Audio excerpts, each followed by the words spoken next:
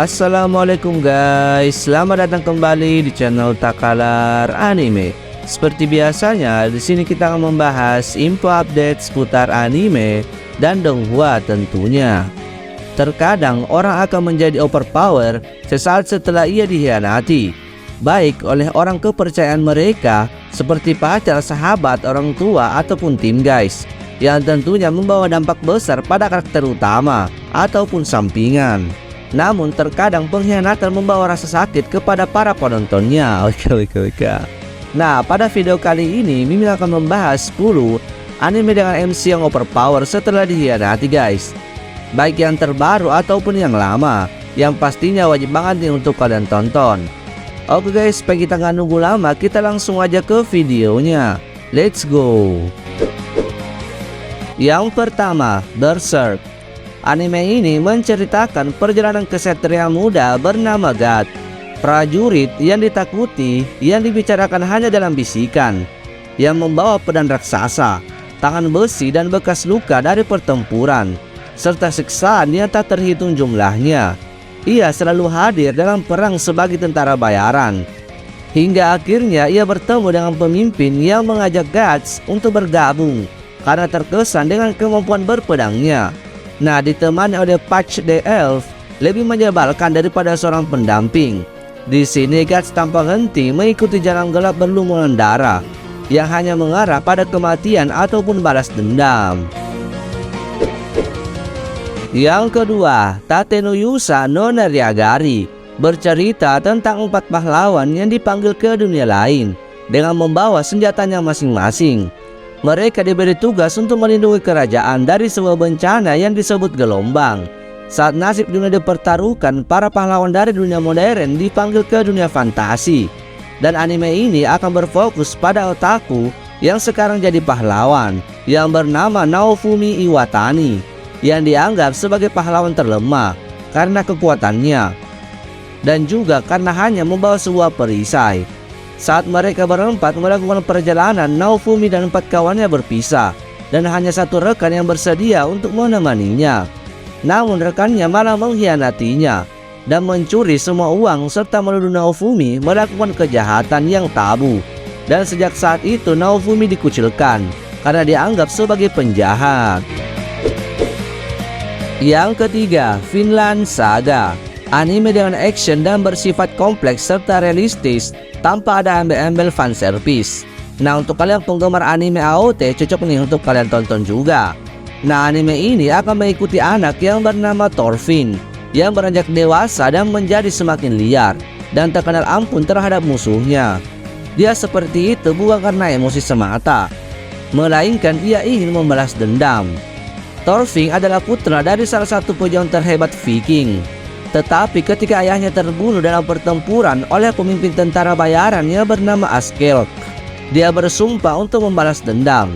Thorfinn pun bergabung dengan band Askelak untuk menantangnya berduel, dan ia pun akhirnya terjebak di tengah perang memperebutkan mahkota Inggris. Yang keempat, Mairi Mashita Irumakun. Anime ini bukan dikhianati oleh teman ataupun pacarnya, melainkan orang tuanya sendiri.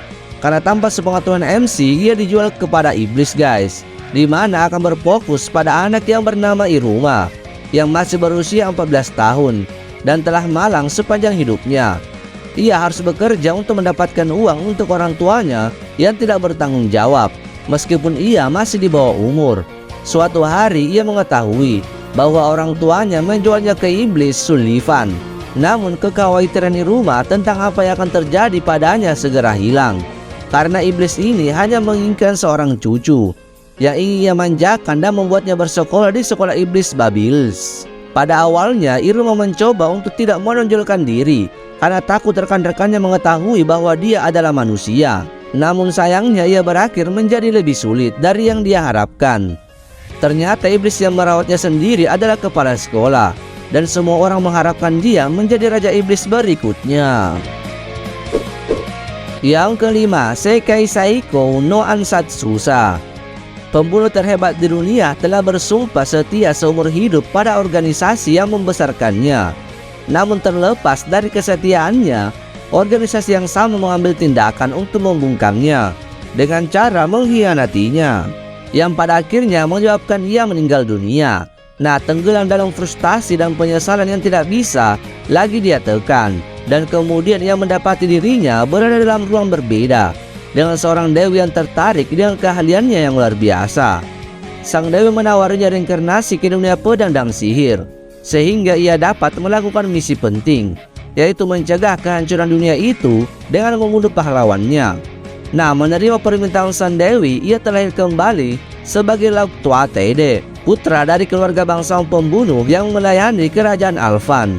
Di bawah bimbingan ayahnya, Lauk mempelajari teknik pembunuhan yang baru, yang sangat berbeda dari gaya pembunuhan berdarah dingin dan tidak simpatik di kehidupan sebelumnya. Yang keenam, Yusa Yame Musa. Saat Ratu Iblis Echidna memulai invasi ke alam manusia, orang-orang beralih ke pahlawan Leo untuk melindungi mereka. Diberkati dengan kekuatan yang tidak dapat diatasi, Leo dengan mudah memukul mundur pasukan Echidna, dengan demikian menyelamatkan dunia.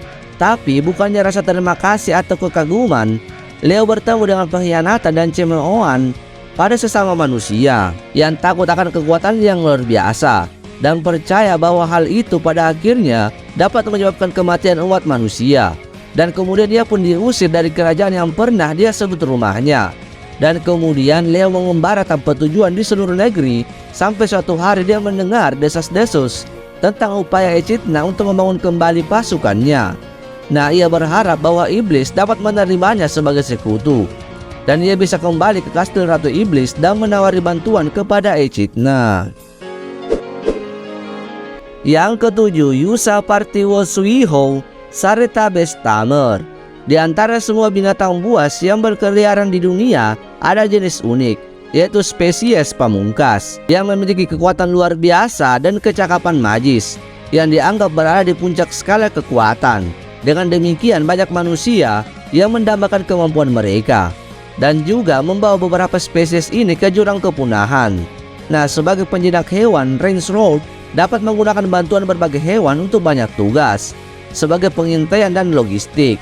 Nah, berdasarkan kemampuannya, ia bergabung dengan party yang dipimpin oleh pahlawan keji dan manipulatif, yaitu Arios Orlando, hanya untuk dibuang setelah 6 bulan karena ketidakgunaannya sebagai kelas non-agresif. Namun, tanpa sepengetahuan tim yang membuangnya, Ray adalah pengecualian di antara penjinak binatang buas. Potensinya menjadi jelas ketika dia bertemu Kanade, roh kucing, yang juga merupakan salah satu spesies pamungkas, dan mampu membuat kontrak dengannya. Dengan Kanade di sisinya, Ray mulai perjalanan sebagai petualang, terus naik pangkat dan bertemu lebih banyak spesies pamungkas di sepanjang jalan. Yang kedelapan, Ningen Fushin Nobu Kensa. Petualang veteran Nick, serta penyihir Tiana, pendeta Sam, dan setengah naga Karen, masing-masing muncul sendirian di sebuah bar, hanya untuk menemukan diri mereka duduk di meja yang sama. Seiring berlalunya malam, mereka bergiliran mengungkap keluhan dan hobi yang mereka lakukan sebagai cara untuk mengatasinya. Meskipun kisah mereka sangat berbeda, ada satu benang merah yang sama, yaitu dikhianati. Masing-masing dari keempat yang telah dikhianati dengan pahit oleh seseorang yang mereka hargai, telah mengembangkan ketidakpercayaan yang mendalam terhadap kemanusiaan. Namun, selain pandangan dunia mereka yang serupa, keempatnya memiliki satu kesamaan lagi, yaitu kekurangan dana yang kritis. Nah, menyadari bahwa segala sesuatunya tidak dapat berlanjut sebagaimana adanya, mereka memutuskan untuk membentuk sebuah pesta untuk menaik peringkat dan menghasilkan uang sebanyak mungkin untuk dibelanjakan pada hobi mereka masing-masing.